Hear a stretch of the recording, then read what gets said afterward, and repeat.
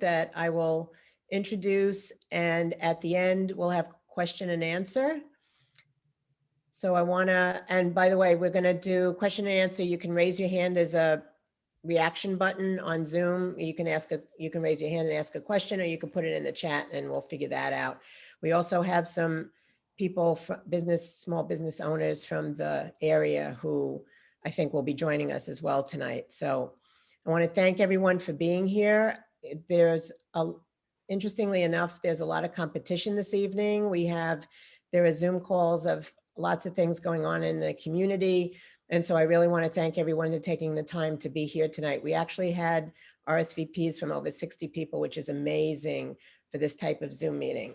I'm Lynn Schulman. I'm running for City Council to represent Forest Hills, Rego Park, Kew Gardens, Richmond Hill, and a small sliver of Middle Village. Welcome again to everyone. I'm running because it's very important. Our community is very important to me, and small business, our mom and pop shops are something that's very important to me as well. The pandemic just did such a number on the city, and particularly not only just for individuals, but small businesses, which were having problems to begin with before the pandemic. The pandemic has exacerbated what's going on with small businesses, and it's so vital. They are so vital to our economy and for jobs and for all of the vibrancy of our neighborhoods and the culture of our neighborhoods. And so we really need to support them. And I've invited both people from small businesses here tonight, as well as people who live in the community. And as a matter of fact, I was going around Saturday throughout the district visiting small businesses. Some of you may have seen that on social media. And what was sad was to see a lot of the small businesses that have shut down, some of them for good. And so we have to make sure that we keep that from happening. So as a member of the City Council, I would do several things. One is I would have a small business task force so that we could sit down and talk about how we can bring back the economy in all the different neighborhoods that we have, and also have input from all of the different small business owners.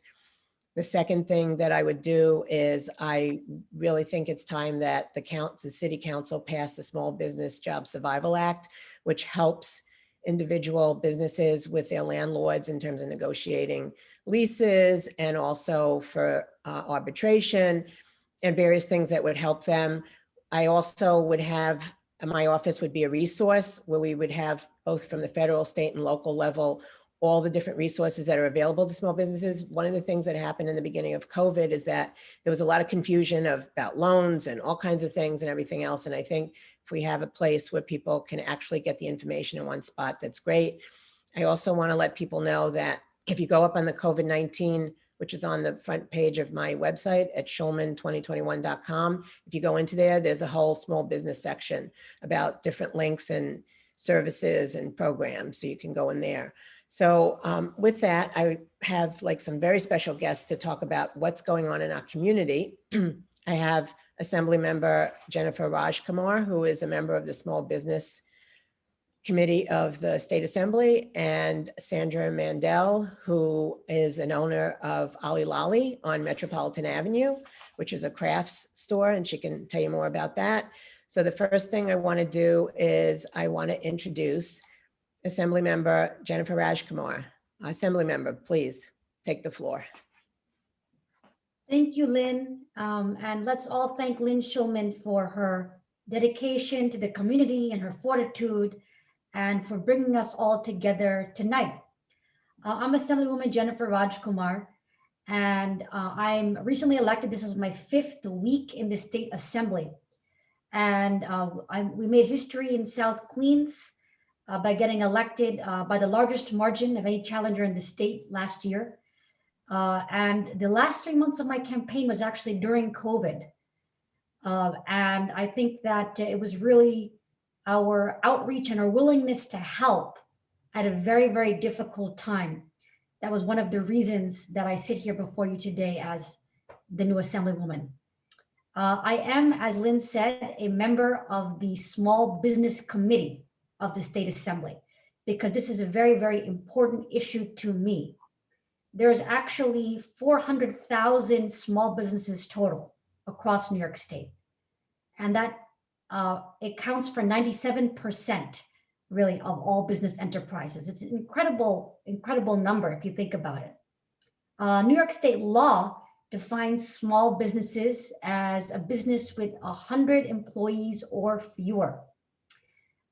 So what our goals have been in the state assembly throughout the years have been to reduce the regulatory burdens that small businesses face every day. And I'm sure many of you are familiar with many of those regulatory burdens.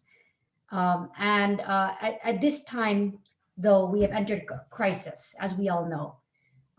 Here in my district in Woodhaven, there was the beloved diner, Avenue Diner. And I remember every day I would go there until March of 2020, when the pandemic hit. And then the business was struggling to survive. And actually, I partnered with this business to make sure that constituents that were going hungry because they lost their jobs in the pandemic, that they got food. The diner actually made food for the constituents. And this diner, as well as other small businesses such as Near's Tavern, beloved businesses in Queens, are the lifeblood of communities that actually helped us during the time of crisis. Yet, Avenue Diner had to shut its doors. It hurt the community so much that there was a small crowd that gathered around during its closing, and people cried. Okay, so that's the situation that we are now in, as we all know. In the state assembly, we have taken some recent actions to try to help small businesses legislatively. And I was proud to co-sponsor that legislation and vote for it and help see it through. So one of them is a eviction moratorium for small businesses that will last through May 1st of this year. And that has passed the assembly, and I'm hopeful that it will soon become law. Also, we passed a law, I was proud to co-sponsor, that deals with the issue of bad unemployment insurance ratings that a lot of small businesses have been getting, because during the pandemic, many small businesses, as we know, had to lay off many workers, which led to bad insurance ratings. That is now changed. Well, we passed a law that will get rid of those bad insurance ratings, so small businesses won't be penalized for having to lay off workers during this pandemic. I'm also very hopeful that that will become law very soon. Additionally, I have a very strong interest in minority women-owned businesses and supporting entrepreneurship among these MWBE groups. You can always count on me to be also conducting small business roundtables around Queens, although now they are, of course, socially distant roundtables. Also, please keep my office in mind because we have large jugs of sanitizer that we are bringing to small businesses all around the district. So in order for us to emerge from this crisis, we have to also keep in mind the healthcare system, fixing the gaps in our healthcare system that are going to help us emerge from this crisis. I was able to talk with Sandra Mondell just before this call started about this pandemic. When is it going to end? How we are going to get vaccinated? What are the time frames? Because our small businesses are dependent upon those time frames. It's all interrelated. So I've been doing my best in the assembly to do what I can to help end this pandemic. My first bill, which I just introduced, is making the monoclonal antibody accessible to New Yorkers. Now, you may be wondering what this is. When Trump got infected with the coronavirus, he got the monoclonal antibody cocktail. So did former Mayor Rudy Giuliani and other prominent people. It's just not widely available. The federal government has shipped over 500,000 doses of this antibody out to hospitals all across the country, but hospitals have only used 20% of it, most of it lies unused in hospitals. Why does this matter? It matters because it can save lives. If administered within 7 days of someone showing symptoms of the virus, it reduces your risk of complications or death by 70%. And yet most of it lays unused in hospitals.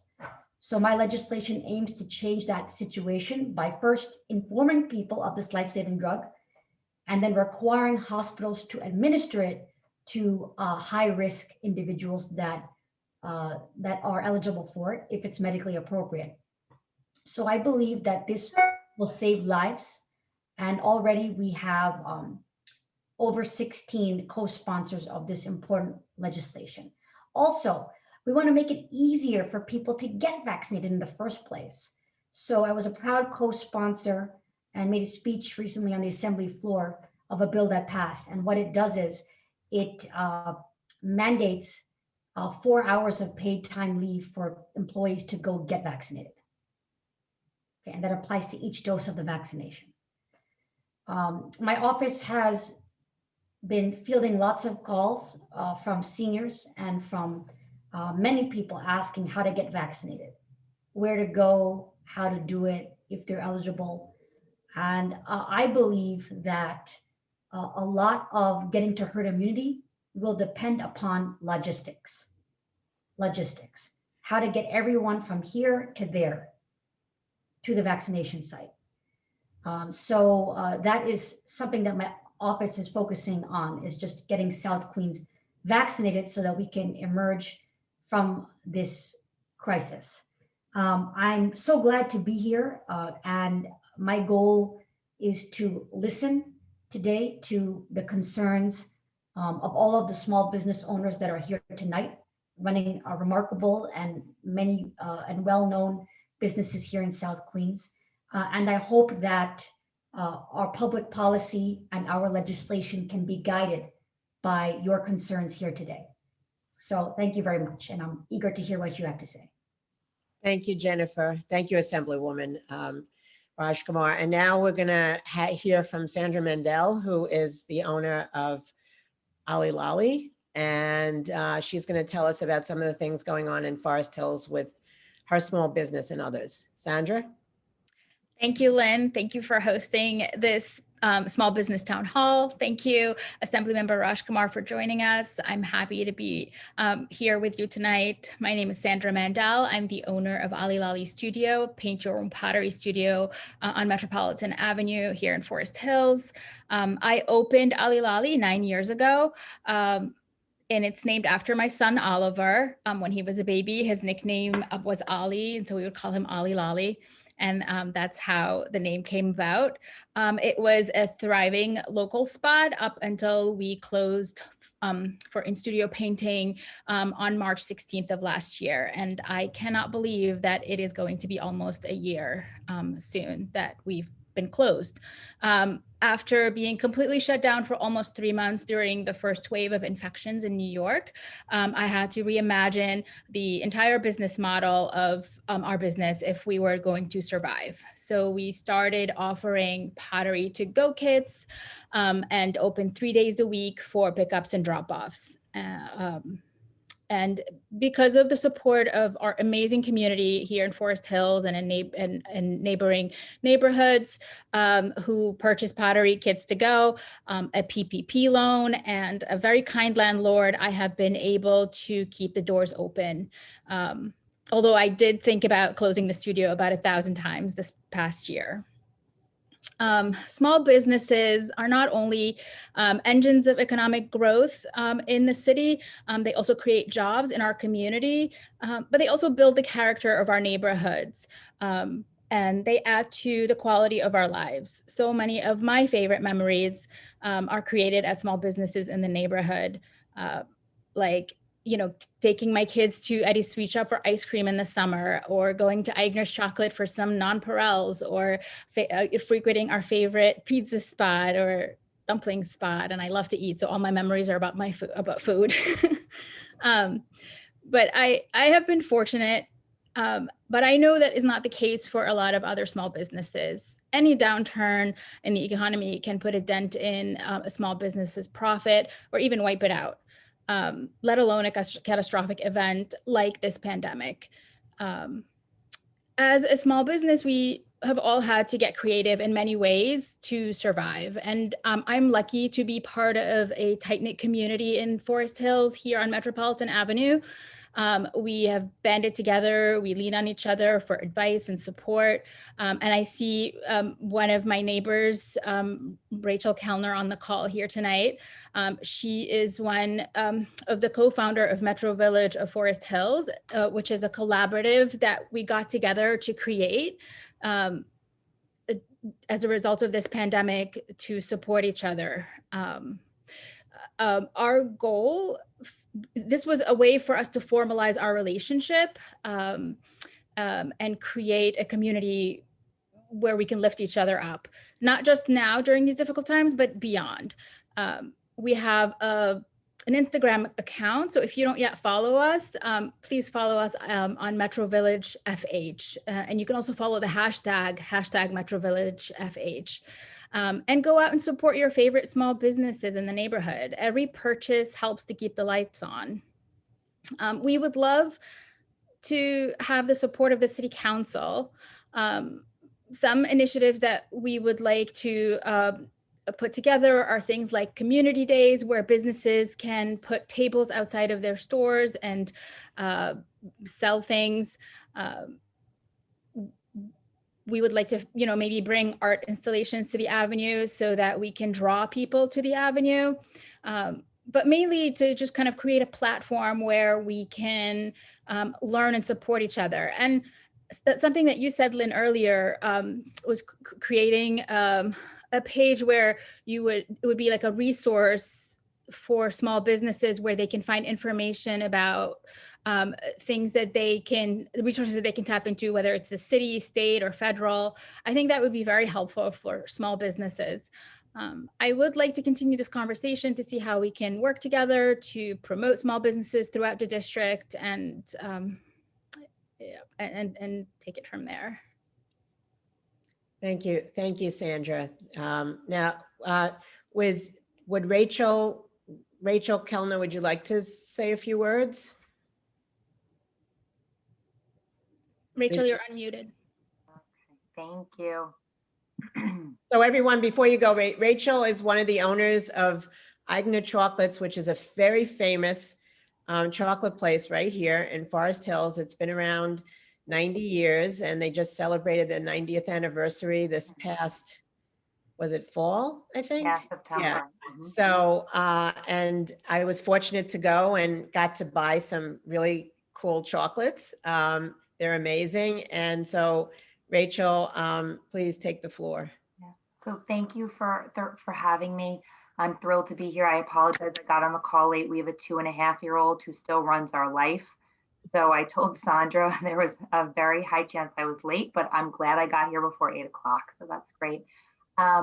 So my name is Rachel Kellner. I'm one of the co-owners of Eigner Chocolates, and as Lynn graciously shared, we've owned Eigner Chocolates for I was about to say we've owned it for 90 years. It's been there for 90 years. I would look great for 90. My husband and I took over 5 years ago, and it is one of the oldest chocolate shops in New York City. And, aside from the fact that we have delicious chocolate, and I'm definitely addicted to our product, which is not a great thing to do when you own a chocolate shop, we have just been overwhelmed by the reception that we've received by the Forest Hills community. And, the support of the community has really been instrumental over the past year. We don't have the same type of business model or setup, as Sandra does at Ollie Lolly. And so we were able to keep our business open throughout the pandemic. But, unfortunately, there was some crime happening on Metropolitan Avenue, and we were robbed back in August. And that's, really when the community came out to support us even more. And that's really where this idea for Metro Village of Forest Hills was born. Sandra and some other fellow business owners on the Avenue have been supporting one another for years, but we really wanted to solidify our efforts, you know, it was almost like an informal bid. We had our first meeting just a few weeks ago, and we actually have our second meeting on Tuesday, which I'm thrilled to have. And, you know, if there's anyone interested, you know, you don't need to, I don't think, Sandra, you don't need to be a business owner, but you just need to, you know, have interest in supporting the community. So, you know, I'm on this call to hear about, you know, Lynn, you know, what some of your ideas are. You know, unfortunately, I apologize that I missed you speaking, but, you know, to hear about what some of your ideas are for ways in which you can support, you know, the economic growth here in Queens. You know, and one of the ideas that I have, and I don't know if this idea is viable in any way, and quite frankly, I'm going to be honest, I actually stole this idea. I will give credit when the person reveals themselves. It's not my idea, but I will speak on their behalf. You know, one of, I think, the challenges that I hear my customers express is the difficulty getting from the subway on Queens Boulevard to Metropolitan Avenue. Very often, you know, Austin Street is where a lot of the traffic is driven when people hear about Forest Hills. And I'll speak to Forest Hills particularly because it's basically where I spend 90% of my life. That, you know, I don't even know if this is possible, but some sort of maybe like a weekend shuttle that goes directly from, you know, Queens Boulevard to Metropolitan Avenue. I know there might be some issues with going through the gardens, which I understand the bus isn't allowed to go directly through the gardens. So I don't know if there's a way, but, you know, Metropolitan Avenue has such a rich culture, and it's really like, I think the fabric of Forest Hills, you know, is on Metropolitan Avenue and all these businesses that have been around for a really long time. And I think that a lot of the communities and surrounding communities don't have an opportunity. If you don't have a car, it's more difficult to get to. And so just a thought, you know, that I'm kind of relaying through someone else, you know, how we could find a way to get New Yorkers from Queens Boulevard over to Metropolitan Avenue to experience the richness that it has to offer.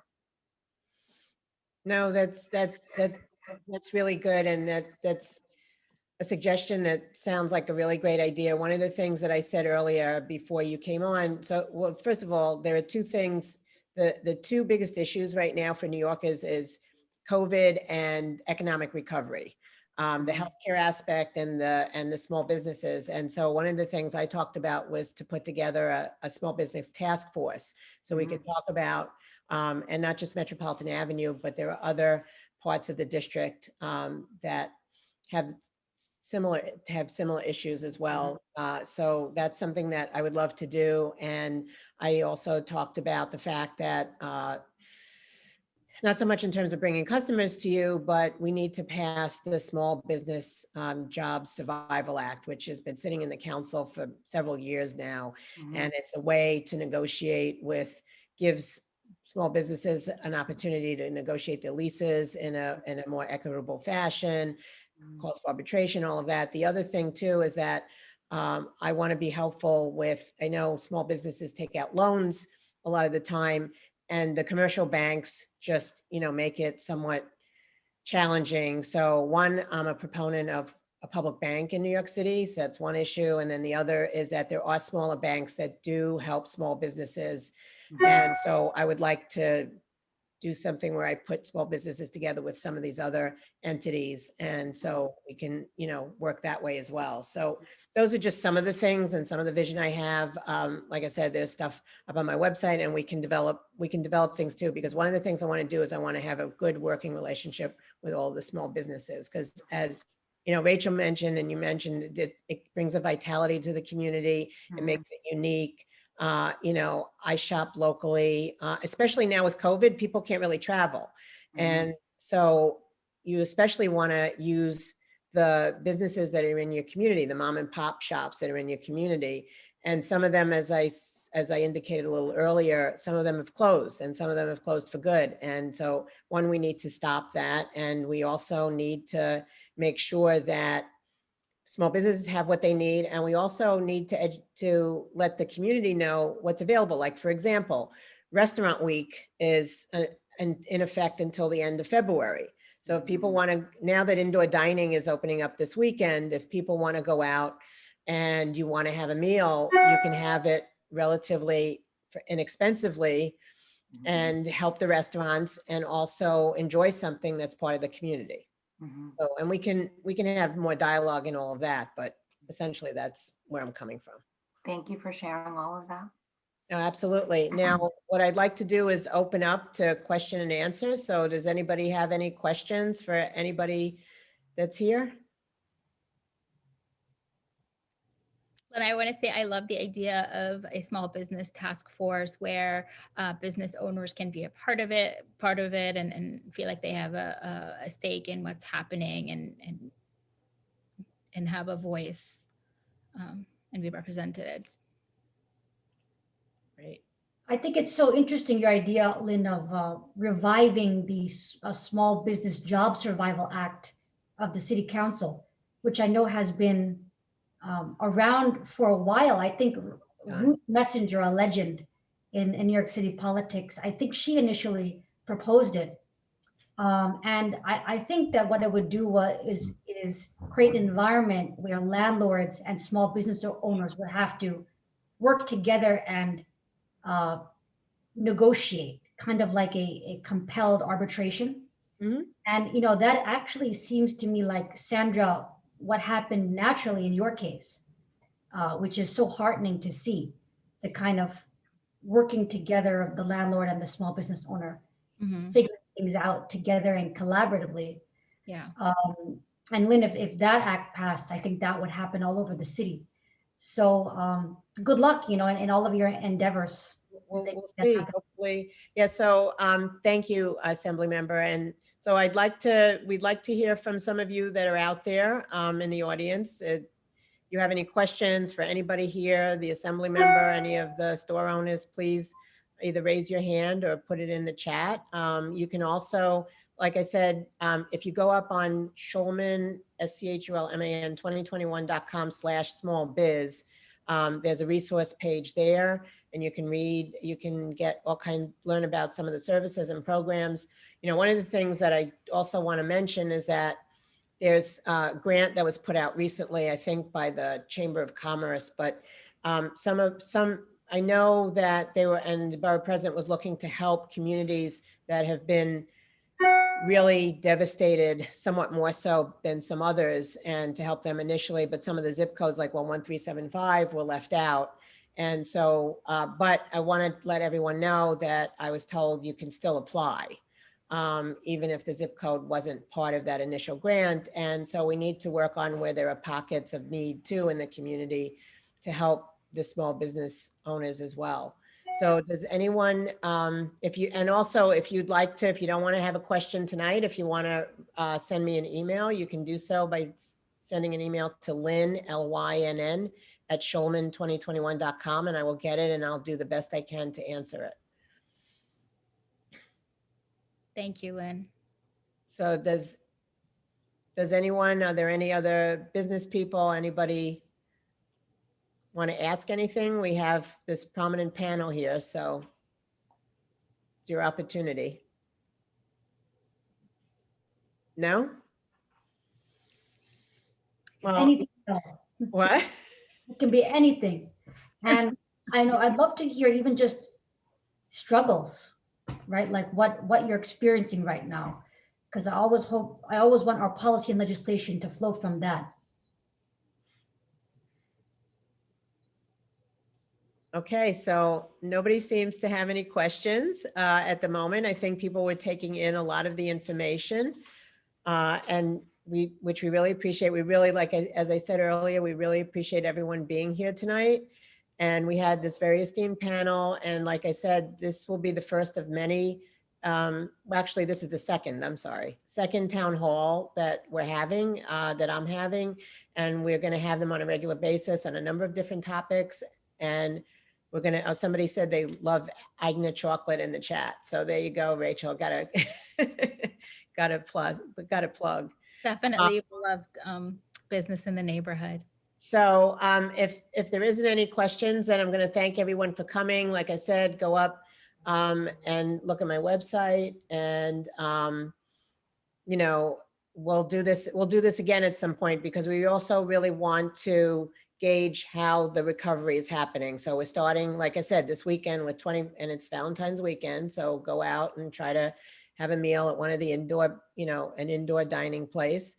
And, partake in, it's slowly opening up. And if people saw it today, stadiums and arenas are going to start opening up too, according to the governor. So we're slowly getting there. And I want to thank the assembly member too, because if by her having the legislation she has where people get their vaccinations more quickly and everything else, that'll really help to get people to a place where they can start going to stores like Ollie Lolly, Eigner Chocolate, and all of that. So with that, I want to thank everyone for being here tonight, and stay well and stay safe, everyone.